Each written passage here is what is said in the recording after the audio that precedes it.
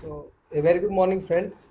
पिछली क्लास में हमने ग्रैन्युलोसाइट्स के बारे में डिस्कस कर लिया था, जिसको हमने PMN के नाम से भी जाना था। आपको इसकी फुल फॉर्म याद रखनी है। जब हमने इनके बारे में डिस्कस किया तो हमने देखा था कि इनके पास लोब्स प्रेजेंट है। कई लोब्स आपके, जिनमें आपका 3 से 5 लोब हैं वो आपके न्यूट्रोफिल्स थे, जिनमें आपके 2 लोब्स हैं वो आपके इजिनोफिल्स से, और जिसमें आपके 2 लोब हैं लेकिन वो इरेगुलर है। हम उसमें बता नहीं पा रहे हैं कि वो कितने लोब है। जैसे आप बेसोफिल में देखते हो कि आप बता नहीं सकते हो कितने लोब है, वो आपकी ग्रैन्युलोसाइट है। ठीक है। अब हम बात करेंगे ए ग्रैन्युलोसाइट की। तो ए ग्रैन्युलोसाइट आपके 2 टाइप के होते हैं, लिम्फोसाइट और मोनोसाइट। ज्यादातर जो आप रोल देखोगे इम्यूनोलॉजी में, जो कि आपका स्पेसिफिक इम्यून रिस्पॉन्स देता है, वो आपका बी लिम्फोसाइट, टी लिम्फोसाइट और नेचुरल किलर सेल्स से रिलेटेड आएगा। और उसमें भी अगर आप देखोगे तो बी लिम्फोसाइट का आएगा, जो कि आपका स्पेसिफिक एंटीजन के अगेंस्ट जो है वो रिस्पॉन्स देता है। ठीक है। तो अगर हम बात करें, तो अगर हम ए ग्रेन्युलोसाइट की बात करें, तो अगर हमारे पास 100% आपके वाइट ब्लड सेल्स है या 100 वाइट ब्लड सेल्स है, तो उसमें 20 जो है आपके ए ग्रेन्युलोसाइट। अगर आप परसेंटेज में बात करेंगे तो आप इसको 20% बोल सकते हैं। ठीक है। तो आपके पास बी लिम्फोसाइट है, टी लिम्फोसाइट है, नेचुरल किलर सेल है। बी लिम्फोसाइट 10% है, टी लिम्फोसाइट आपके 90% है। तो ये बात आपको याद रखना है कि आपकी बॉडी में टी सेल्स ज़्यादा है। तो उसके बाद आपके नेचुरल किलर सेल्स है, इनका नंबर यूजुअली कम होता है, 3 से 4% होता है, या कई केसेस में ये 1 से 2% भी देखा गया।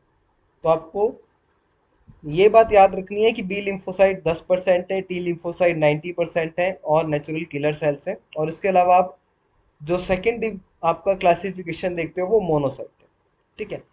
मोनोसाइट आपका कुछ नहीं होता है, मोनोसाइट आपके ब्लड में घूमते हैं, लेकिन जैसे ही जहाँ पर जिस ऑर्गन में आपका डैमेज होता है ये वहाँ पहुँचते हैं, फिर मैच्योर होते हैं, तो आप इन्हें मैक्रोफेजिस के नाम से जानते हैं। ठीक है। इसके बारे में हम आगे डिटेल में देखेंगे।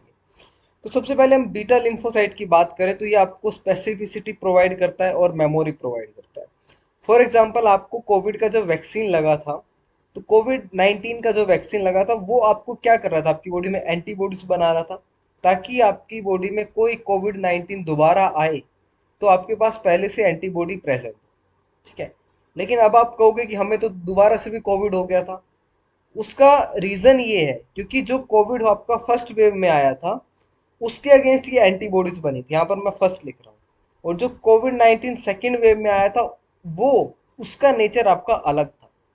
तो इसलिए एंटीबॉडीज आपकी फर्स्ट वाले कोविड 19 के अगेंस्ट बनी थी, जिसमें आपका अमीनो एसिड के सीक्वेंस में चेंजेस नहीं आए थे। जो सेकेंड वेव में कोविड आया था उसके नेचर में चेंज आ गया था। इसकी वजह से यहाँ पर जो आपकी एंटीबॉडीज पहले से प्रेजेंट थी आपकी बॉडीज में, वो इफेक्ट शो नहीं कर पाई थी। चाहे वो एंटीबॉडीज आपकी बॉडी में कोविड 19 आपको हुआ है उससे बनी हो, या आपने कोई वैक्सीन ली। ठीक है। हालांकि जो इंडिया में आपकी वैक्सीन बनी थी वो काफ़ी हद तक प्रोटेक्टिव थी सेकेंड वेव के अगेंस्ट भी। तो आपको इसलिए ध्यान रखना है कि जो आपकी वैक्सीन लगी थी वो आपको एक स्पेसिफिक टाइप के कोविड 19 से ही बचा सकती है। अगर उसका नेचर चेंज होता है तो वो वाली एंटीबॉडीज जो बनी है वो आपके काम नहीं आएंगी। ठीक है। तो ये बात आपको याद रखना। मेमोरी का मतलब है, जैसे आप किसी से मिलते हैं तो आपकी कुछ मेमोरीज उससे जुड़ जाती है, आप उनसे दोबारा मिलेंगे तब आपको वो मेमोरीज याद आ जाती हैं। इसी तरीके से एंटीबॉडीज के साथ है। एक बार एंटीबॉडीज किसी एक एंटीजन के लिए बनी और वही एंटीजन अगर दोबारा आ जाता है, तब वो उसको पहचान लेगी। ठीक है। और उसको किल कर देगी। स्पेसिफिसिटी का मतलब है कि स्पेसिफिक एंटीजन है। जैसे ग्राम नेगेटिव बैक्टीरिया के अगेंस्ट बोल दूं मैं, तो ग्राम नेगेटिव तो बहुत सारे बैक्टीरिया होते हैं। अगर हीमोफिलिस इन्फ्लुएंजा के अगेंस्ट बोलूंगा मैं, तब ये आपका स्पेसिफिक हो जाएगा। ठीक है। नेक्स्ट अगर हम बात करें, तो आपके बी लिम्फोसाइट हैं, जो इनका प्रोडक्शन और मैचुरेशन आपका बोन मैरो में होता है। ये बात आपको याद रखनी है, क्योंकि बोन मैरो में आपका जो इनका प्रोडक्शन भी हो रहा है, मैचुरेशन भी हो रहा है। लेकिन ये केस आपका टी सेल के केस में फॉलो नहीं होता है। वहां पे आपका टी सेल का प्रोडक्शन बोन मैरो में होता है, लेकिन उनका मैचुरेशन थाइमस में होता है। ठीक है। तो ये बात आपको याद रखनी है। ठीक है। अब नेक्स्ट क्या है कि जो आपका बी सेल है वो आपका MHC2 कैरी करता है। MHC का मतलब होता है मेजर हिस्टो कॉम्पेटिबिलिटी कॉम्प्लेक्स। ठीक है। ये क्या होता है आपको आगे समझ में आएगा। ठीक है। इसको आप 1 मिनट के लिए सिर्फ देख लीजिए कि ये प्रेजेंट है बी सेल के ऊपर। इसके साथ साथ आईजीएम और आईजीजी आपकी एंटीबॉडीज हैं जो कि सरफेस बाउंड है। ठीक है। अब ये सरफेस बाउंड एंटीबॉडीज की हमें जरूरत क्या है, ये भी आपको अभी समझ में आएगा। और मैं आपको बता दूं, आईजीएम आपके ब्लड में पेंटामर होती है, लेकिन जब वो बी सेल के ऊपर प्रेजेंट होती है तो वो आपकी मोनोमर हो जाती है। ठीक है, तो ये बात आपको याद रखनी है। तो आईजी और आईएम ये आपकी सरफेस बाउंड एंटीबॉडीज है जो एंटीजन को डिटेक्ट करती है। इसके साथ साथ बीटा सेल पे आपके बहुत सारे सीडीज प्रेजेंट है। सीडी का मतलब होता है क्लस्टर ऑफ डिफरेंशिएशन। आपको सिर्फ दो याद रखने हैं, CD40 या CD80। 80 के आप 86 भी लिख सकते हो साइड में। ठीक है, तो आपको याद रखना है बी सेल के पास आईजीएम आईजीजी है। जो आईजीएम आईजीजी है वो मोनोमर की फॉर्म में है और ये सरफेस बाउंड है। और बीटा सेल के ऊपर क्या है, आपका MHC2 प्रेजेंट है। ठीक है, यहाँ तक आपको बीटा सेल को समझना है। अभी मैंने आपको MSC2 नहीं बताया है, MSC2 आपका आगे आएगा। मैच्योरेशन बताया है, प्रोडक्शन में बताया है, बोन मैरो में होता है, मेमोरी बनती है और स्पेसिफिसिटी है। अब आपका एक्टिवेशन है कब, जब आपकी बॉडी में एंटीजन आ रहा है। और एंटीजन क्या है, आपका एंटीजन कार्बोहाइड्रेट है और प्रोटीन है। कार्बोहाइड्रेट है और लिपिड है, प्रोटीन का केस आप अलग पढ़ते हैं। अब जब आपकी बॉडी में कार्बोहाइड्रेट और लिपिड आ रहा है, मतलब एंटीजन आ रहा है, तो आपको पता है आपकी ब्लड में बीटा सेल घूम रही होंगी जिनके ऊपर क्या प्रेजेंट है, आईजीएम और आईजीजी प्रेजेंट है जो कि आपका सरफेस बाउंड है। ये हमने पिछली स्लाइड में देखा कि ये बाउंड है। तो ये क्या करेंगे, ये जो एंटीजन आ रहा है, जैसे ये एंटीजन आया, इसको आइडेंटिफाई करेंगी और प्रोलिफरेशन करेंगे। प्रोलिफरेशन का मतलब होता है अपने नंबर को बढ़ाना। ठीक है, इससे बीटा सेल एक्टिवेट होगा और एंटीबॉडी बनेगी। ये सिर्फ इतना प्रोसीजर है कि यहाँ पर आपके ब्लड में एंटीजन आया, चाहे वो कार्बोहाइड्रेट था या लिपिड था, आया तो बीटा सेल ने उसको पहचाना, उसके साथ बाइंडिंग करी और प्रोलिफरेट किया, मतलब अपना नंबर बढ़ाया। तब आप उसको बोलते हैं बीटा सेल का एक्टिवेशन हुआ है, एंटीबॉडी बनी है।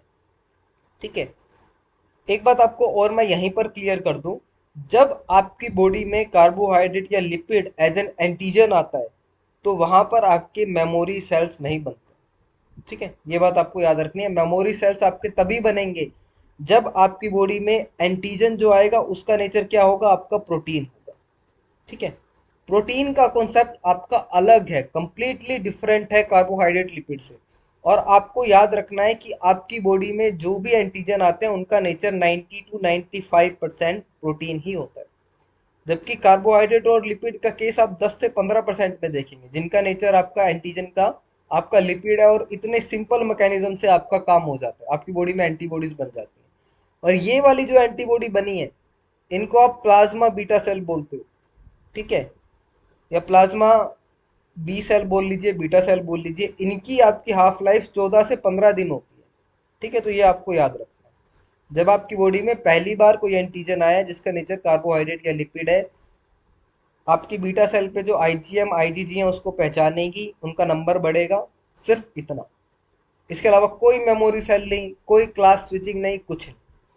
ठीक है, अब आपका एक क्वेश्चन बनता है जो कि आपके माइंड में आना चाहिए था कि मैंने आपको बोला आपकी बॉडी में बीटा सेल जो घूम रही है उसके ऊपर जो सरफेस बाउंड आईजीजी और आईजीएम है उसने आइडेंटिफाई किया। तो आपके माइंड में आना चाहिए था कि आपकी बॉडी में जो पहले से फ्री फॉर्म में जो एंटीबॉडी घूम रही है, उन्होंने जो एंटीजन आया उसको आइडेंटिफाई क्यों नहीं किया। तो उसका रीजन ये है क्योंकि ये जो एंटीजन की हम बात कर रहे थे, कार्बोहाइड्रेट और लिपिड की, वो एंटीजन आपकी बॉडी में फर्स्ट टाइम आ रहा है। ठीक है, जैसे ये एंटीबॉडी आपकी ब्लड में प्रेजेंट है, ये बनी तो तभी होंगी ना जब कोई एंटीजन पहली बार आपकी बॉडी में आया होगा, उसके अगेंस्ट ये बनी है, तभी ये आपकी ब्लड में प्रेजेंट है। ठीक है, मान लेते हैं आपने खाना खाया, ठीक है, और आपको कोई बैक्टीरिया आपके अंदर आ गया, मान लेते हैं क्लोस्ट्रीडियम बोटुलियम आपकी जीआईटी में आ गया। ठीक है, तो वो आपकी बॉडी में पहली बार आया, आपको इन्फेक्ट किया, आप बीमार हो गए, उसके बाद ठीक हो गए, तो आपकी बॉडी में एंटीबॉडीज बन गई। अब आपने दोबारा फिर से कहीं फूड खा लिया, कहीं गोलगप्पे आपने खा लिए, वही बैक्टीरिया सेम जब आपकी बॉडी में दोबारा आएगा तो यहाँ पर अब ये दोबारा एंटीबॉडी नहीं बनाएगा, क्योंकि वो एंटीबॉडीज आपकी क्लोस्ट्रीडियम बोटुलियम के अगेंस्ट पहले से बन चुकी हैं, वो पहले से आपकी फ्री फॉर्म में प्रेजेंट है, वो उसको पहचान लेंगी। लेकिन ये केस आपका तब पॉसिबल है जब मेमोरी बनेगी, जब आपका एंटीजन क्या होगा, प्रोटीन होगा। अगर आपने कार्बोहाइड्रेट लिया फूड में, अगर आपने कार्बोहाइड्रेट लिया और आपकी बॉडी में एंटीबॉडीज बनी, ये तो फिर 14-15 दिन में मर जाएंगी ना, इनकी हाफ लाइफ कम है। लेकिन आप फूड में फिर से आपने कार्बोहाइड्रेट लिया, तो फिर से आपकी बॉडी को नई एंटीबॉडीज बनानी पड़ेगी। ठीक है, तो ये बात याद रखना है कि अगर कार्बोहाइड्रेट या लिपिड आ रहा है तो आपकी बॉडी को बार बार एंटीबॉडीज बनानी पड़ेगी। प्रोटीन आ रहा है तो आपकी बॉडी में पहले से मेमोरी सेल प्रेजेंट होगी, अगर वो प्रोटीन एंटीजन दोबारा आ रहा है। ठीक है, तो यहाँ पर ये एंटीजन पहली बार आ रहा है, इसलिए बीटा सेल ने इसको आइडेंटिफाई किया। ठीक है, और ये एंटीजन क्या है, आपका कार्बोहाइड्रेट लिपिड है। ठीक है, तो ये बात आपको याद रखना है कि इनकी हाफ लाइफ 14 से 15 दिन है। एक ये केस भी है, ठीक है, कि आपकी एंटीबॉडीज फिर उनका जो है टाइम है वो डेथ हो जाती है, वो अपोप्टोसिस में आपका चला जाता है, खत्म हो जाता है। लेकिन अगर मान लो प्रोटीन आ रहा है, तो प्रोटीन वो अगर आपका पहली बार आ रहा है तब भी उसको बी सेल आइडेंटिफाई करेंगे, लेकिन अगर प्रोटीन दूसरी बार आ रहा है, सेम प्रोटीन, तो तब ये आपका फ्री फॉर्म में जो एंटीबॉडीज प्रेजेंट है वो उनके साथ बाइंड हो जाएगा। अब आप एक नट शेल में समझ लीजिए, कार्बोहाइड्रेट और लिपिड आ रहे हैं तो आपको हर बार न्यू एंटीबॉडी बनानी पड़ेगी। जो फ्री फॉर्म में एंटीबॉडी पहले से है वो बाइंड नहीं कर पाएंगी, क्योंकि यहाँ पर क्या नहीं बनता, मेमोरी सेल नहीं बनता, और दूसरी इनकी हाफ लाइफ बहुत कम है, 15-16 दिन या 14-15 दिन है। और वहीं अगर आपकी बॉडी में प्रोटीन आ रहा है, अगर वो पहली बार आ रहा है, तब आपकी बॉडी बी सेल एक्टिवेट होगी और आपकी बॉडी में मेमोरी सेल्स भी बनेंगे और एंटीबॉडीज भी बनेगी। और ये जो आपकी एंटीबॉडीज बनी है या मेमोरी सेल बनी है, ये आपकी बॉडी में 30-35 साल तक रह जाएंगी। ठीक है, इसलिए यहीं जब सेम एंटीजन दोबारा आएगा तो यहाँ पर बीटा सेल एक्टिवेट नहीं होंगी, सीधा जो एंटीबॉडीज पहले बनी थी, ठीक है, वहीं आपकी एंटीबॉडीज आईजीजी आईजीएम वहीं उसको डिटेक्ट कर लेंगी और वहीं उसको किल कर देगी। ठीक है, तो ये बात आपको प्रोटीन के केस में आगे ध्यान रखनी है, हम यहाँ फिर से समझेंगे। ठीक है, तो आपको याद रखना है कि बीटा सेल सिर्फ रिकॉग्नाइज करती हैं आपके जो एंटीजन सोल्यूबल है, हाइड्रोफाइल है, अनप्रोसेस्ड है। अनप्रोसेस्ड का मतलब है कि उनको तोड़ा फोड़ा नहीं गया, वो जैसे थे उनको वैसे ही रिप्रेजेंट किया गया। ठीक है, तो ये बात आपको याद रखनी है। और विदाउट एमएचसी है, जिनके पास कोई एमएचसी नहीं है। एमएचसी मैंने आपको बताया था, मेजर हिस्टो कॉम्पेटिबिलिटी कॉम्प्लेक्स, और ये मैंने आपको बताया था यहाँ पर प्रेजेंट होता है, सेकंड वाला। ये आपका अलग चैप्टर है, आपको समझ में आ जाएगा। ठीक है, तो ये बात आपको याद रखना है। ठीक है, ये केस आपका कार्बोहाइड्रेट और लिपिड का ही एक्सप्लेन किया गया है कि बीटा सेल प्रोलिफरेट हुई थी तो प्लाज्मा बीटा सेल बना था, जिनकी हाफ लाइफ 14 से 15 दिन है। ठीक है, अब प्रोटीन का केस देखिए। प्रोटीन के केस में एंटीजन हाइड्रोफिलिक है, सॉल्युबल है, फर्स्ट टाइम आ रहा है और प्रोटीन है। जब एंटीजन आपका प्रोटीन है तो इसकी आपको प्रोसेसिंग करानी पड़ेगी, और प्रोसेसिंग का मतलब है कि आपको एंटीजन को तोड़ना फोड़ना पड़ेगा। अब इसकी जरूरत क्या है, प्रोसेसिंग की जरूरत क्या है, तो मैंने आपको बताया था अमीनो एसिड में 20-22 टाइप के अमीनो एसिड है। ठीक है, अब ये अलग अलग टाइप के अमीनो एसिड है, तो इनके अंदर बहुत सारे आपके परमुटेशन और कॉम्बिनेशन लगा के बहुत सारे टाइप के सीक्वेंस बन सकते हैं। अब कौन सा सीक्वेंस आपकी बॉडी के लिए हार्मफुल है और कौन सा सीक्वेंस को आपकी एंटीबॉडी रिकॉग्नाइज करेगी, तो उसके लिए आपको प्रोसेसिंग की जरूरत है, क्योंकि इसमें बहुत सारी वेरिएबिलिटी आ जाती है, इसलिए आपको प्रोसेसिंग की जरूरत है। ठीक है, तो होता क्या है यहाँ पर, आप समझिए कि आपका बीटा सेल है। बीटा सेल पे मैंने आपको बताया था कि वहां पर आपका आईजीजी और आईजीएम प्रेजेंट है, एम और जी। तो यहाँ पर ये एंटीजन बाइंड किया, जैसे ही एंटीजन, और ये एंटीजन क्या है, आपका प्रोटीन एंटीजन है, यहाँ पर मैं पी लिख रहा हूँ। तो जैसे ये रिकॉग्नाइज करेगा, बीटा सेल चेंज होगा उसके बिहेवियर में और वो एंडोसाइटोसिस फॉर्म करेगा। वैसे ही एंडोसाइटोसिस जैसा आपका न्यूट्रोफिल ने फेगोसाइटोसिस के टाइम पे आपका फॉर्म किया था, तो ये एंडोसाइटोसिस, ये कॉम्प्लेक्स अंदर बन जाएगा, एंडोसोम। और एंडोसोम और लाइसोसोम का फ्यूजन होगा। फ्यूजन होने के बाद आपको पता है लाइसोसोम में क्या प्रेजेंट होता है, आपका एसिडिक पीएच होती है, जिसमें हाइड्रोलिज और प्रोटीएज एंजाइम आपके काम करते हैं। प्रोटीएज एंजाइम किसी प्रोटीन सीक्वेंस को ब्रेक करते हैं, मान लो ये प्रोटीएज एंजाइम यहाँ पर काम किया, तो ये जो बीच का सीक्वेंस है ये आपका बाहर आ जाएगा। हाइड्रोलेज एंजाइम क्या करते हैं, H2O ऐड करते हैं रिएक्शन में और ब्रेकेज कराते हैं। तो ये बात याद रखना। तो यहाँ पर जो आपको मैंने येलो कलर से एंटीजन शो किया था, उसका यहाँ पर ब्रेक डाउन हो रहा है। अब ये जो एंटीजन ब्रेक डाउन हुआ, इसके पास ये येलो कलर के ये प्रोटीन के सीक्वेंस आ गए। अब मैंने आपको बताया था बीटा सेल क्या है, इसके पास MHC2 है। यहाँ पर मैंने आपको स्टार्टिंग में ही बताया था कि आपको याद रखना है MHC2 है। अब इसका रोल आएगा, तो ये MHC2 जो यहाँ पर एंटीजन का पार्ट टूटा है उसको बाहर रिप्रेजेंट करेगा। ठीक है, तो आपको यहाँ पर समझ में आना चाहिए, जब प्रोटीन वाला एंटीजन आ रहा है तो आपका एंडो लाइसोसोमल कॉम्प्लेक्स बनेगा, प्रोटीन के सीक्वेंस का ब्रेकडाउन होगा, और MHC2 मेजर हिस्टोकम्पैटिबिलिटी कॉम्प्लेक्स 2 उसको जो है वो रिकॉग्नाइज करेगा। और यहाँ पर ये, सॉरी रिकॉग्नाइज नहीं, रिप्रेजेंट करेगा। यहाँ पर अभी सिर्फ रिप्रेजेंटेशन का काम हुआ है, आपकी बीटा सेल ने अभी तक कोई रिस्पॉन्स नहीं दिया। आपको ये बात याद रखना है। वहां पे तो जैसे कार्बोहाइड्रेट के केस में आप देखोगे, जैसे ही आइडेंटिफाई किया था तो आपकी बॉडी में जो है एंटीजन बनने लग गई थी, एंटीबॉडीज बनने लगी थी, प्लाज्मा बीटा सेल। लेकिन यहाँ पर अभी रिस्पॉन्स नहीं आया है। ठीक है, तो आपको सिर्फ अभी रिप्रेजेंट करना समझ में आया। तो बीटा सेल्स जो है आपका प्ले करती हैं एंटीजन प्रेजेंटिंग सेल्स में, क्योंकि MHC2 था। MHC2 ने क्या किया, प्रोटीन वाले एंटीजन को तोड़ा और ये बीटा सेल के बाहर इसको दिखा दिया कि ये लो भैया, ये अब आपका एंटीजन और ये MHC2 है। आपको जो एंटीबॉडी बनानी है वो एंटीजन के इस पार्ट को लेके बनानी है। ठीक है, तो ऐसे ही हमारे पास 3 APC हैं, एंटीजन प्रेजेंटिंग सेल हैं, जिनके पास MHC2 है।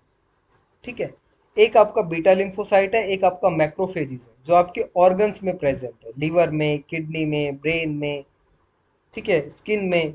तो मैक्रोफेजिस है। अगर स्किन में देखेंगे तो आपका स्पेसिफिक सेल्स जो डेंड्राइटिक सेल्स, जिनको आप लैंगरहैंस सेल्स भी बोलते हो, वो आपका स्किन में प्रेजेंट है, जिनके ऊपर MHC2 है। और वो क्या करते हैं, आपका एंटीजन को रिप्रेजेंट करते हैं, उनको आप बोलते हो एंटीजन प्रेजेंटिंग सेल्स। ठीक है, तो यहाँ पर जो मैंने बी सेल का आपका फिनोमिना बताया कि लाइसोसोमल कॉम्प्लेक्स बनता है, वैसा ही इन तीनों में बनता है, इन दोनों में बनता है, और वैसे ही ये रिप्रेजेंट करता है। इनको आप एंटीजन प्रेजेंटिंग सेल बोलते हो। हमारे पास 3 ही हैं, बीटा लिम्फोसाइट, मैक्रोफेज और डेंड्राइटिक सेल। इसके बाद ये आपका वहीं पिछला आपका कॉन्सेप्ट है कि ये बीटा सेल था, ये MHC2 था, और इसने एंटीजन को रिप्रेजेंट किया। अब जब एंटीजन को रिप्रेजेंट करता है तो आपकी बॉडी में क्या था, टी लिम्फोसाइट प्रेजेंट थे, जो आपने यहाँ पर देखे थे। अब यहाँ पर टी लिम्फोसाइट का रोल आता है, और ये टी लिम्फोसाइट क्या करते हैं, इस एंटीजन को पहचानते हैं और रिस्पॉन्स शो करते हैं। ये टी एंटी आपका टी लिम्फोसाइट और ये टी सेल रिसेप्टर है। तो ये MHC2 ने जो एंटीजन रिप्रेजेंट किया है, इस पे बाइंड करेंगे, और टी सेल जो है वो साइटोकाइंस रिलीज करेंगे। अब आप कहेंगे साइटोकाइन क्या होता है। जैसे आपको एक दूसरे को कुछ कम्युनिकेट करना है, कुछ बात करनी है आपने ए से बी से, तो आप क्या करेंगे, उसको आवाज़ लगाएंगे, उसको फ़ोन करेंगे, मोबाइल फ़ोन से आप उसका नंबर डायल करेंगे या व्हाट्सअप करेंगे। तो ऐसे ही जब इम्यून सेल को एक दूसरे से बात करनी है तो वो मोबाइल फ़ोन यूज़ नहीं करते हैं, वो कुछ केमिकल मैसेंजर रिलीज कर देते हैं, साइटोकाइंस। और मैंने आपको बताया, जब दो इम्यून सेल्स को बात करनी है और जो वो केमिकल सब्सटेंस रिलीज करते हैं, तब आप उसको साइटोकाइंस कहते हैं। ऐसे ही दो ह्यूमन को एक दूसरे से बात करनी है तो आप मोबाइल फ़ोन का यूज़ करोगे, तो हमारे लिए वो मोबाइल फ़ोन क्या है, वो साइटोकाइन है। ऐसे ही इम्यून सेल्स के लिए जो केमिकल रिलीज होते हैं वो उसके साइटोकाइन है, और यहाँ पर रिलीज हुआ है इंटरल्यूकिन 4 और इंटरल्यूकिन 6। अब इंटरल्यूकिन 4 और इंटरल्यूकिन 6 इसका रिसेप्टर कहाँ प्रेजेंट है, उसी बी सेल पे प्रेजेंट है जिसने एंटीजन को रिप्रेजेंट किया था। ठीक है, अब जैसे ही ये बाइंड होंगे तो बी सेल क्या करेगा, IL4 जो है बीटा सेल का एक्टिवेशन करेगा, IL6 बीटा सेल का टर्मिनल डिफ्रेंशिएट करेगा। अब टर्मिनल डिफ्रेंशिएशन का मतलब है कि वहाँ पर IgG बनी है, लेकिन हमें IgM की भी रिक्वायरमेंट है, तो वहाँ पर ये सेल IgG के साथ IgM भी बताएंगे, तो उसको आप बोलते हो क्लास स्विचिंग। ठीक है, उसको आप बोलते हो क्लास स्विचिंग, जब आपका IgG के साथ साथ IgM भी बनना स्टार्ट हो जाता है, that is called as terminal differentiation. वहाँ इंटरल्यूकिन 4 और इंटरल्यूकिन 6 जो है आपका काम करते हैं। ठीक है, तो ये बात आपको याद रखनी है कि जो टी सेल है वो हेल्प करते हैं। तो एक बात आपको यहाँ से एक नट शेल में समझ लेनी चाहिए, अगर कार्बोहाइड्रेट और लिपिड आ रहा है तो बीटा सेल उससे अकेले में लिपट लेता है कि भाई हम संभाल लेंगे तुझे, हम तुम्हारे अगेंस्ट एंटीबॉडीज बना लेंगे। लेकिन जब प्रोटीन आता है, तो क्योंकि प्रोटीन के पास वेरिएबिलिटी ज़्यादा है इसलिए उसकी प्रोसेसिंग ज़्यादा है, तो बीटा सेल को टी सेल की हेल्प चाहिए होती है खुद को एक्टिवेट कराने में, जो यहाँ पर ली गई है IL4 और IL6 रिलीज करा के। ठीक है, तो ये आपकी साइटोकाइंस की डेफिनेशन है। ठीक है, तो आपको यहाँ तक आई थिंक सब कुछ क्लियर होगा। ये आपकी प्रोटीन की प्रोसेसिंग थी। ये आपका बहुत इंपॉर्टेंट चैप्टर है। जो भी आपका प्रोसेसिंग से एंटीजन का रिप्रेजेंटेशन, एंटीबॉडीज का बनना, इससे टफ चैप्टर आपका इम्यूनोलॉजी में कोई नहीं है। और अगर आपको ये समझ में आ गया तो आप जो जीपेट का एग्जाम दे रहे हैं, मुझे नहीं लगता कोई भी एक सिंगल क्वेश्चन ऐसा बचेगा जिसमें आपका इम्यूनोलॉजी का क्वेश्चन गलत हो पाएगा। चाहे 5 क्वेश्चन आए, 6 आए, 10 आए, आपके सारे क्वेश्चन ठीक होंगे। ठीक है, नेक्स्ट हम बात करते हैं मेमोरी सेल्स की, क्योंकि मैंने आपको यहाँ पर बताया था कि जब कार्बोहाइड्रेट आ रहा था तो आपकी बॉडी में मेमोरी सेल्स नहीं बन रहे थे, सिर्फ प्लाज्मा सेल बन रहे थे। लेकिन जैसे ही प्रोटीन एंटीजन आता है, हमारी बॉडी मेमोरी सेल बनाती है। और ये मेमोरी सेल क्या करते हैं, हमारी बॉडी को याद दिलाते हैं कि हम इस एंटीजन से पहले मिले हुए हैं। और अगर वही एंटीजन, मान लो एम नाम का एंटीजन है, और वही एंटीजन आपकी बॉडी में दोबारा आ जाए तो इसको आते ही किल कर देंगे। क्योंकि उस टाइम पर हमारी बॉडी में हमको ज़रूरत नहीं है कि हम फिर से बीटा सेल को एक्टिवेशन कराएं, फिर से हम टी सेल की हेल्प लें। हमने एक बार वो कर लिया, बहुत है। दोबारा दोबारा करने की ज़रूरत नहीं है। ठीक है, तो यहाँ पर मैंने कंपेयर किया है लिपिड और कार्बोहाइड्रेट का केस देखेंगे तो बीटा सेल प्रोलिफरेट करते हैं। सिर्फ प्रोलिफरेट हो रहा है, डिफ्रेंशिएट नहीं हो रहा है। इसलिए यहाँ पर सिर्फ एक टाइप की एंटीबॉडीज बन रही है। ये मैंने ए लिखा है तो आप ए ही समझे, आई जी ए नहीं है, सिर्फ ए है। और यहाँ पर कोई मेमोरी सेल नहीं बनती है। ठीक है, तो बीटा सेल लिपिड और कार्बोहाइड्रेट के केस में आपका प्रोलिफरेट करती हैं, डिफ्रेंशिएट नहीं करती हैं, और मेमोरी सेल भी नहीं बनता है। वहीं यहाँ पर प्रोटीन के केस में बीटा सेल प्रोलिफरेट करती हैं, डिफ्रेंशिएट करती हैं। जैसे यहाँ पर बी और ए, अब दो टाइप की एंटीबॉडीज बनी है। ठीक है, और यहाँ पर प्लाज्मा बीटा सेल और मेमोरी बीटा सेल दोनों बनेंगे। प्लाज्मा का मतलब जो नॉर्मल एंटीबॉडीज बनते थे जिनका हाफ लाइफ 14 से 15 डेज था। और वहीं मेमोरीज बीटा सेल जिनका हाफ लाइफ आप 30 से 35 साल भी बता देते हो, वो है। ठीक है, तो ये आपको समझ में आ गया। ये मैंने डिफरेंस भी लिखा है कि plasma beta cell half life आपका 15 से 20 दिन है, 14-15 दिन है, सॉरी। और आईजीएम और आईजीजी ये आपकी एंटीबॉडीज बनेगी, इसके अलावा कोई और बनेगी नहीं बनेगी। और ये जो बनेगी इनके ऊपर रिसेप्टर नहीं है। अब रिसेप्टर क्यों नहीं है आपके माइंड में आना चाहिए। जब हमने पहली प्लाज्मा बीटा सेल देखी थी, वहां पर तो उसके ऊपर आईजीजी था और आईजीएम था। तो अब आप देखो, इन्होंने कार्बोहाइड्रेट लिपिड वाले को आइडेंटिफाई कर लिया। अब उसके अगेंस्ट एंटीजन बनना है, तो हम पहले ही पता है कि हमारा एंटीजन कौन सा है, कार्बोहाइड्रेट या लिपिड है। और अब हमें दोबारा आइडेंटिफिकेशन के लिए इन रिसेप्टर्स की जरूरत नहीं है। ठीक है, तो हमारे पास वो जो रिसेप्टर्स है वो नहीं आते। ठीक है, तो यहाँ पर इसलिए क्लास स्विचिंग भी नहीं होती है, तो रिसेप्टर नहीं प्रेजेंट है जो आइडेंटिफाई करते हैं। तो ये बात आपको याद रखना है। वहीं मेमोरी बीटा सेल्स में रिसेप्टर प्रेजेंट होंगे, क्योंकि दोबारा कोई एंटीजन आएगा तो हमें उसको दोबारा भी पहचानना है। ठीक है, अगर दोबारा कोई, मान लो आप किसी से, आपका कोई क्लासमेट है, वो आपका बी फॉर्म फर्स्ट ईयर में आपसे मिला था और आप 4 साल इकट्ठे रहे। उसके बाद आप उससे पीएचडी में मिले, तो आप उसको पहचान लोगे। ठीक है, तो यही बात है कि आपको उसका कुछ ना कुछ मेमोरी, शक्ल, आवाज़, कुछ आपको उसकी आदतें आपको याद रहेगी। ठीक है, तो यहाँ पर आई जी जी, एम, ई, डी सारे बनते हैं। हाफ लाइफ 20 ईयर्स है। जो हम वैक्सीनेशन करते हैं, वो वैक्सीनेशन इसी का एग्जाम्पल है, ताकि हमारी बॉडी में मेमोरी सेल्स बन जाए। ठीक है, तो ये आपका बीटा सेल का रोल। तो प्रोटीन एंटीजन आ रहा है तो टी सेल डिपेंडेंट है, क्लास स्विचिंग है, परमानेंट रिस्पॉन्स है, स्ट्रॉन्ग रिस्पॉन्स है, क्योंकि टी सेल बी सेल दोनों एक्टिवेट हो रही हैं। ठीक है, एक आपका केस मल्टीपल माइलोनोमा का है, जिसमें बी सेल की मैलिग्नेंसी हो जाती है, बी सेल का नंबर बढ़ जाता है। यहाँ तक आपका प्रोटीन एंटीजन का था। यहाँ पर आपने रोल MHC2 का देखा था। ठीक है, अब आप देखेंगे टी सेल। टी सेल के आप देखिए, यहाँ पर अल्फा बीटा आपका रिसेप्टर प्रेजेंट है, और इसमें आपको सिर्फ CD28 याद रखना है और कुछ याद नहीं रखना है। ठीक है, तो अल्फा बीटा रिसेप्टर है और CD28 है, बाकी आप याद ना रखिए, बहुत है। इसके अलावा एक पॉइंट और है कि टी सेल आपका बोन मैरो में प्रोड्यूस जरूर होता है, उसका मैचुरेशन थाइमस में होता है। ये क्वेश्चन आपसे बहुत बार पूछा गया है, बी सेल और टी सेल को कंपेयर करके। बी सेल का सब कुछ, मैचुरेशन, प्रोडक्शन, सब बोन मैरो में है। टी सेल का प्रोडक्शन बोन मैरो में है, मैचुरेशन थाइमस में। ठीक है, अब यहाँ पर मैंने आपको बताया कि टी सेल रिसेप्टर है और CD28 है। लेकिन टी सेल का हमने डिफ्रेंशिएट किया हुआ है, इसको टी हेल्पर सेल में और टी साइटोटॉक्सिक सेल में। अब किस बेस पे किया हुआ है, अगर यहाँ पर CD4 प्रेजेंट है, आपका डिटर्मिनेंट जो है, कॉम्प्लीमेंट डिटर्मिनेंट वाले जो रीजन है, अगर वो CD4 है तब आप उसको बोलते हो TH सेल। अगर वहां पर CD4 की जगह CD4 नहीं है, CD8 है, तब आप उसको बोलते हो T साइटोटॉक्सिक सेल। तो ये बात आपको याद रखनी है, ठीक है। तो अब टी सेल में देखिए, मैंने आपको बताया टी हेल्पर सेल है और टी साइटोटॉक्सिक सेल है। अगर CD4 है तो आप उसको टी हेल्पर सेल बोलते हो, CD8 है आप उसको टी साइटोटॉक्सिक सेल बोलते हो, ठीक है। CD4 CD8 क्या है? ये आपके सरफेस प्रोटीन है, जैसे यहाँ पर अलग अलग कलर से शो किया गया, ठीक है। तो CD4 T helper cell, CD8 T cytotoxic cell. अगर आप इनका कंपैरिजन करो तो टी हेल्पर सेल आपकी बॉडी में ज़्यादा है, इनका रेशो अगर आप देखो तो ये डबल है TC सेल से, टी साइटोटॉक्सिक सेल से। अब साइटो से आपको मतलब समझ में आ गया होगा सेल, टॉक्सिक का मतलब कि कुछ टॉक्सिन रिलीज होंगे जो डेंजरस होंगे। तो टी साइटोटॉक्सिक सेल क्या है?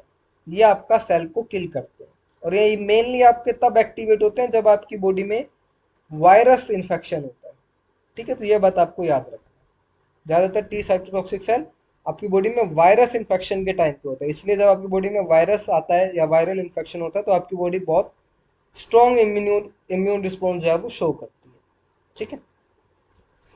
ऐसे ही जो मैंने आपको CD4 बताया है, तो HIV के केस में क्या होता है, जो CD4 प्रोटीन है, TH सेल है, वो इसी प्रोटीन का यूज करते हैं आपके सेल के अंदर आने के लिए, ठीक है।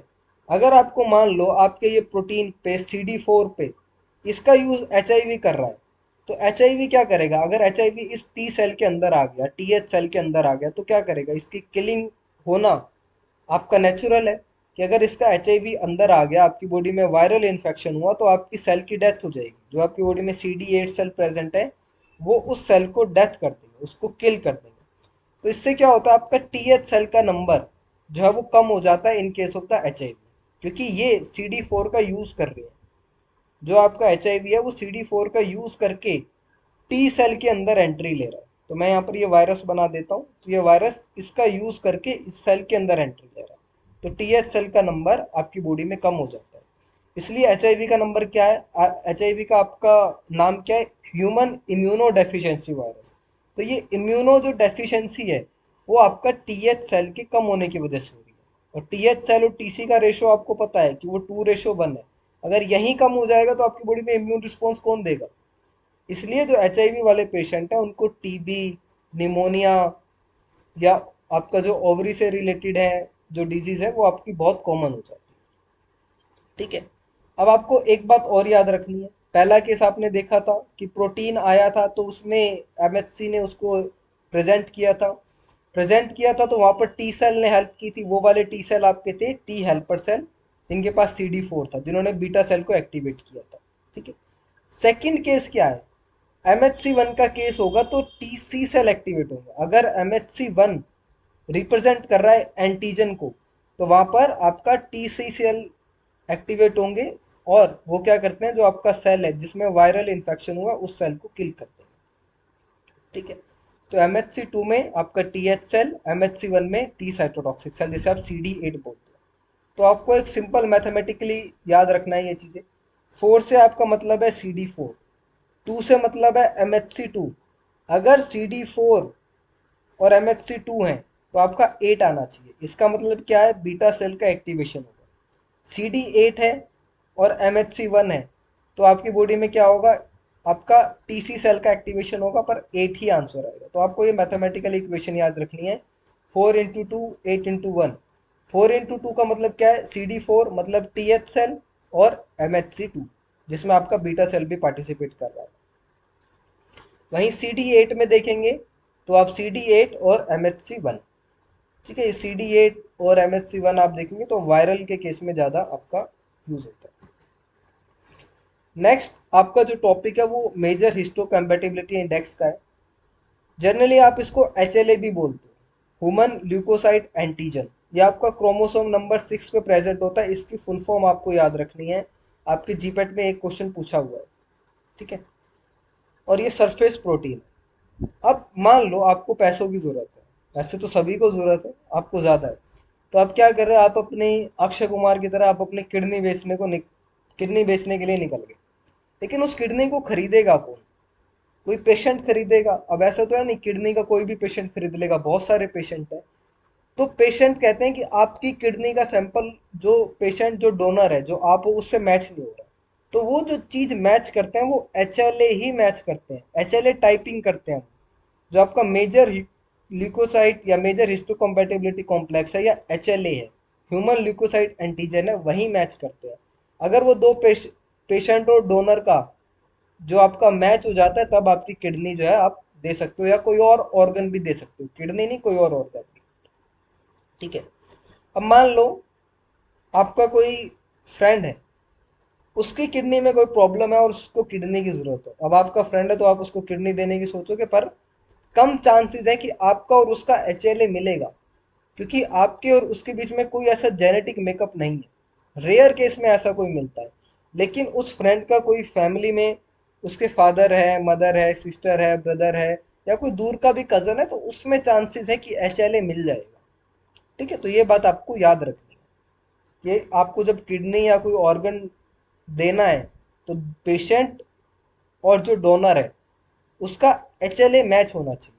तो एचएलए का आपका MHC2 और MHC1 का मतलब है। अगर ये मैच नहीं होंगे तो जिसकी जो आपका पेशेंट है, अगर मान लो बिना मैच किए किडनी आपकी उनको लगा दी, तो उसकी बॉडी इतना तगड़ा इम्यून रिस्पॉन्स शो करेगी कि वो पूरी की पूरी किडनी आपकी डैमेज हो जाएगी, वो किल कर देगा पूरे ऑर्गन को, एक एक सेल किल हो जाएगा। ठीक है। तो MHC2 का मैंने आपको पहले ही भी बता दिया है कि एंडोसोमल लाइसोसोम कॉम्प्लेक्स से प्रोसेस कर रहा है। MHC2 रिप्रेजेंट करता है प्रोटीन वालों को, और प्रोटीन एंटीजन है। MHC2 वाले आपके पास APC हैं, वो तीन है, मैक्रोफेजिस है, डेंड्राइटिक सेल है और बी सेल है। ठीक है। वही हम MHC1 की बात करें तो ये तो आपको पता लग गया कि ये तीन सेल पे प्रेजेंट है, लेकिन ये सभी सेल पे प्रेजेंट है। All nucleated cell except sperm cell. Sperm cell के ऊपर प्रेजेंट नहीं है और आरबीसी के ऊपर प्रेजेंट नहीं है, क्योंकि आरबीसी के पास आपका न्यूक्लियस नहीं होता। यहाँ पर जो प्रोसेसिंग हो रही थी एंटीजन की वो एंडोसोम लाइसोसोम से प्रोसेस हो रहा था। यहाँ पर जो प्रोसेसिंग हो रहा है वो प्रोटियोसोम से हो रहा है और आपका साइटोसोल से हो रहा है।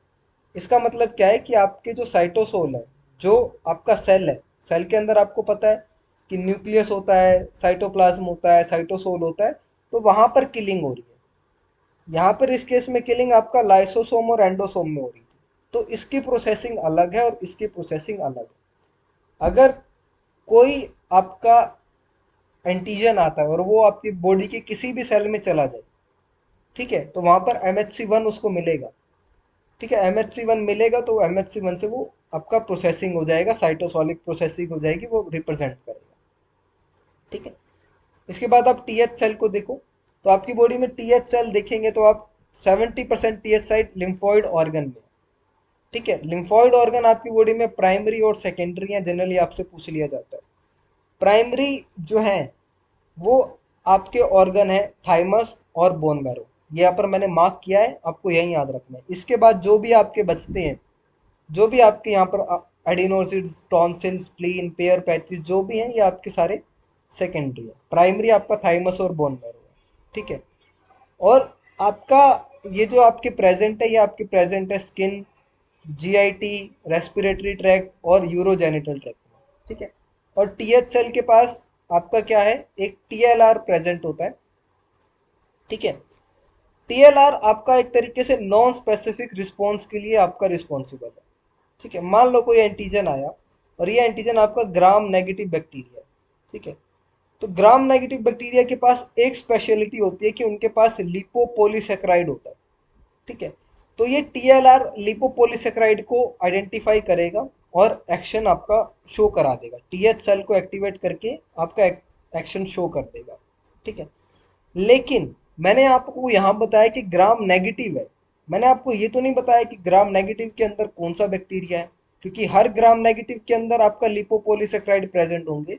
तो TLR उस चीज को स्पेसिफिकली डिटेक्ट नहीं कर सकता। TLR सिर्फ डिटेक्ट करता है कि ग्राम पॉजिटिव बैक्टीरिया आ गया तो ये रिस्पॉन्स देना है, नेगेटिव आ गया तो ये देना है। उसको ये मतलब नहीं है कि पॉजिटिव में से कौन सा पॉजिटिव आ रहा है, कौन से वाला बैक्टीरिया है, और नेगेटिव आ रहा है तो कौन सा नेगेटिव आ रहा है।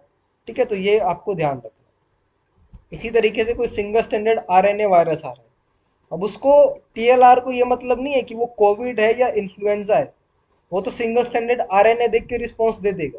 उसको मतलब नहीं है, वो तो सिर्फ नेचर देख रहा है। ठीक है, तो ये नॉट स्पेसिफिक है, बट डिटेक्ट करता है एंटीजन में। टीएलआर का मतलब होता है आपका टोल लाइक रिसेप्टर। ठीक है, और ये आपकी बॉडी में 8 से 10 नंबर में प्रेजेंट होते हैं, तो आपको ये याद रखना है। तो टीएच सेल का रोल आपका बीटा सेल के एक्टिवेशन में आया था, और आपका टीएलआर में आ रहा है, जो कि आपका नॉन स्पेसिफिक एक्शन शो कर रहा है। ठीक है, तो ऐसे ये देखिए आप, ये आपका एपीसी है, जो आपका मैक्रोफेजिस हैं, बीटा सेल है, डेंड्राइटिक सेल है, जिनके ऊपर MHC2 है, इसने उसको रिप्रेजेंट किया। तो आपका एक रिस्पॉन्स तो यहाँ से आ गया था। ठीक है, जो आपका रिस्पॉन्स आया था यहाँ पर, आपका क्या आया था, ये आपका बीटा सेल वाला आपका रिस्पॉन्स आया था। वहीं सेकंड केस में अगर टीएच सेल के ऊपर या टीएलआर है और कोई एंटीजन डायरेक्टली आके बाइंड कर जाए, ठीक है, क्योंकि यहाँ पर तो आपको बी सेल का रोल भी चाहिए था। ठीक है, तो TH1 रिस्पॉन्स करता है। अब रिस्पॉन्स क्या करता है वो आपको देखना पड़ेगा। ये इंटरफेरोन गामा रिलीज करता है, tumour necrosis factor alpha, interleukin 2, interleukin 10। इसके अलावा आप ये वाले याद ना भी रखें तो आपको कोई दिक्कत नहीं है। ठीक है, ये सारे आपके प्रो इन्फ्लामेटरी मॉलिक्यूल है। ठीक है, प्रो इन्फ्लामेटरी मॉलिक्यूल है, मतलब आपका इन्फ्लामेशन में हेल्प करेंगे, इन्फ्लामेशन को कराएंगे। अगर आपको इन्फ्लामेशन को रोकना है तो आप प्रोडक्शन को रोक दीजिए। इसलिए आप अस्थमा के केसेस में बहुत सारी जगह पर आप ऐसी ड्रग यूज करती हैं जो इनके प्रोडक्शन को रोकती हैं। रूमेटाइडल अर्थराइटिस में या जो भी डिजीज है उसमें आप ऐसी ड्रग यूज करते हो जहां पर आप इनकी प्रोडक्शन को रोकते हो। ठीक है, नेक्स्ट जो केस है वो आपका TC सेल का है। जैसे वायरस आपकी बॉडी में आया, सेल में आया, तो सेल में क्या होगा, यहाँ पर जो सेल आएगा, सेल के अंदर क्या होगा, अब साइटोसोल है, तो साइटोसोल में इसकी प्रोसेसिंग होगी।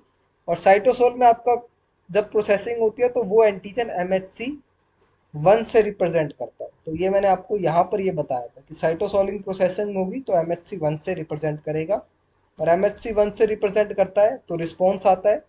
टी सेल्स रिस्पॉन्स करेंगी यहाँ पर CD8 सेल्स, और आपका डायरेक्ट जो सेल है उसको किल कर देंगे। जैसे इस सेल में हुआ है तो इस सेल को आपका TC सेल किल कर देंगे, लेकिन यहाँ रोल MHC1 का आएगा। ठीक है, इसके बाद कुछ आपके केसेस है, जैसे न्यूड माइस है। न्यूड माइस में क्या करते हैं, हम थाइमस को रिमूव कर देते हैं, इसके ऊपर हेयर्स नहीं प्रेजेंट होते, और थाइमस की रिमूवल को आप प्रोसेस को कहते हो थाइमेक्टोमी। ठीक है, तो अभी तक जितना पढ़ा उसको आप एक उसमें देख लीजिए कि बीटा लिम्फोसाइट अगर आप देखेंगे तो इम्यूनोग्लोबुलिन है, और यहाँ पर ह्यूमरल इम्यूनिटी है जहाँ पर एंटीबॉडीज बनती है।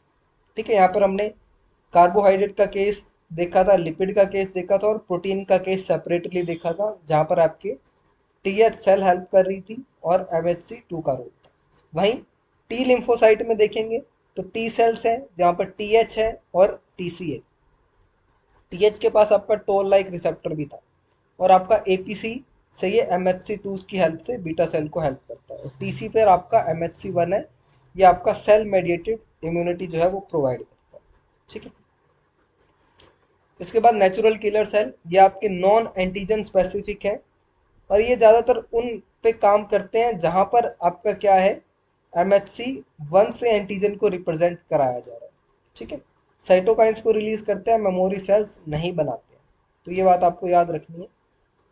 ठीक है, नेक्स्ट मोनोसाइट। मोनोसाइट जो है आपका इनेट इम्यूनिटी और अडेप्टिव इम्यूनिटी के बीच में पार्ट है। इनेट इम्यूनिटी क्या है, जो आपकी बॉडी में पहले से आपकी एंटीबॉडीज प्रेजेंट है, वो आपकी इनेट इम्यूनिटी है। जैसे मैंने आपको बताया था कि नियोनेट में IgM बनता है, तो वो इनेट इम्यूनिटी का पार्ट है। अडेप्टिव इम्यूनिटी का पार्ट क्या है, कि जब आप किसी एंटीजन से इन्फेक्ट होंगे या फिर आप कोई वैक्सीन लेंगे, ठीक है, तो वो आपका अडेप्टिव इम्यूनिटी है, उसके बीच का पार्ट आपका मोनोसाइट है। और मोनोसाइट को आप मैच्योर्ड फॉर्म में मैक्रोफेजिस बोलते हो, और ये आपका APC एक सेल है, एंटीजन रिप्रेजेंटिंग सेल है, और इसके पास MHC2 है। ये आपको याद रखने हैं MHC2। तो आपको मिजेंजियल सेल्स जो कि आपका किडनी में एज एन मैक्रोफेजिस के काम करते हैं, एल्वियोलर मैक्रोफेजिस जो आपके लंग्स में काम करते हैं, माइक्रोग्लियल सेल्स जो आपके ब्रेन में है, लैंगरहैंस सेल्स जो स्किन में, कपलर सेल्स जो आपके लीवर में। मैंने जिनको मार्क किया आप उन्हीं को याद रख लीजिए, बहुत है, ये 5 है। ज़्यादातर आपसे मिजेंजियल और माइक्रोगियल ज़्यादा पूछा जाता है। ठीक है, कपर सेल आपके लिवर में।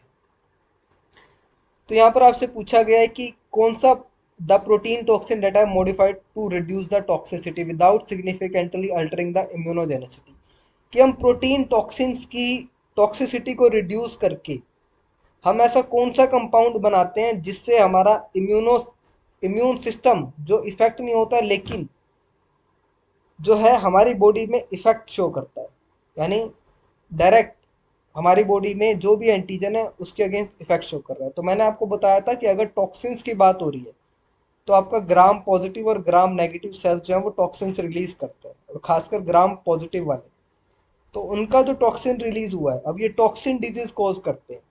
अगर हम इन टॉक्सिन्स को क्या करें, इनकी टॉक्सिसिटी को रिड्यूस कर दें, तो हम इनको डायरेक्ट किसी ह्यूमन की बॉडी में अगर डालेंगे तो उसकी ह्यूमन की बॉडी में सिर्फ आपकी एंटीबॉडीज बनेंगी, लेकिन इन्फेक्शन कॉज नहीं होगा, क्योंकि हमने क्या किया है, टॉक्सिसिटी को रिड्यूस किया है।